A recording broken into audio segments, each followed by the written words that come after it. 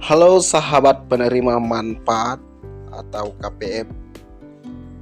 Pencairan bantuan sosial seperti PKA dan BPNT di kantor pos, kita sering mendengar keluhan.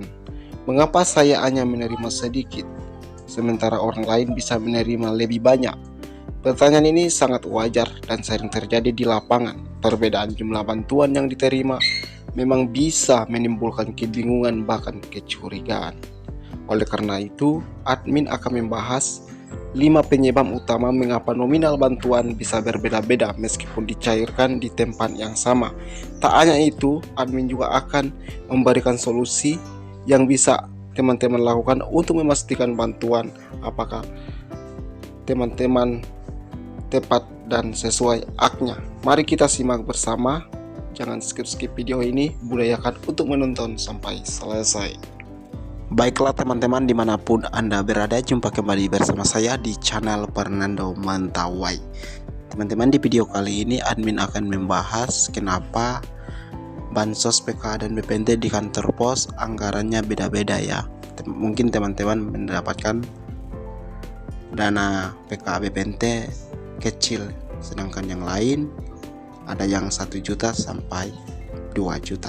Ini pertanyaan yang sering ditanyakan oleh KPM, kenapa bansos kok beda-beda. Di video kali ini admin akan membahas 5 penyebab utama dan admin akan berbagi solusi supaya teman-teman bisa mendapatkan haknya dan pemahaman terkait anggaran atau dana bansos di pos beda-beda. Oke, sebelum kita menyimak informasi selengkapnya, bagi teman-teman yang baru mampir atau yang baru ketemu channel ini, jangan lupa untuk like dan subscribe, karena di channel ini kami fokus berbagi informasi update terkait bansos PKA BPNT. Langsung saja kita ke pembahasan, let's go. Baiklah teman-teman, dimanapun Anda berada, banyak KPM bertanya, kenapa saya dapat sedikit tetapi tetangga saya dapat banyak? Di kantor pos jumlah bantuan bisa berbeda-beda, ada yang terima 200.000, ada yang 750.000, bahkan ada yang sampai 1 juta lebih. Ini bikin bingung dan kadang menimbulkan kecurigaan. Tapi tenang, perbedaan itu ada alasannya teman-teman ya. Mari kita bahas, admin akan menjelaskan satu persatu. Yang pertama, penyebab pertama, jenis bansos yang diterima. Tidak semua KPM dapat jenis bantuan yang sama, ada 3 kemungkinan. Yang pertama, hanya dapat BPNT 200 per bulan. Yang kedua, hanya dapat PKA variasi sesuai komponen. Yang ketiga, dapat keduanya PKA tambah BPNT. Contoh kasus, ibu si A hanya dapat 200.000, ibu si B hanya dapat PKA balita 750.000, sedangkan ibu si C dapat BPNT tambah PKA lansia tambah PKA anak SD, total lebih dari 1 juta. Jadi untuk solusinya teman-teman bisa cek status teman-teman di situs resmi cek bansos.kemensos.id.com atau bisa minta info ke pendamping PKA atau desa. Penyebab kedua teman-teman ya, kita masuk kedua penyebabnya, itu jumlah komponen dalam keluarga. PKH dihitung dari jumlah komponen yang berhak di rumah tetangga. Misalnya balita 750.000 per tahap, ibu hamil 750.000, lansia 600.000, anak SD 225.000, anak SMP 375.000, anak SMA 500.000. Contoh kasus, KPM ibu si A punya anak SD dan SMP, total 600.000. KPM ibu si B punya balita, lansia, dan anak SMA, total lebih dari 1,8 juta. Nah, untuk solusi teman-teman, pastikan data keluarga teman-teman benar di DTSN ya. Jika ada yang belum masuk, minta pendamping mengusulkan komponen tambahan. Itu solusinya teman-teman ya. Sekali lagi, jika ada yang belum masuk, minta pendamping mengusulkan komponen tambahan. Berikutnya, nomor 3, penyebab pencairan berbeda. Bansos cair berdasarkan tahap Januari sampai Maret. Itu tahap kedua. Ada KPM yang baru cair 1 tahap, ada juga yang dapat rapel 2 tahap sekaligus. Makanya jumlahnya besar. Ya. Contoh kasus, ibu si A baru cair tahap 2 225.000.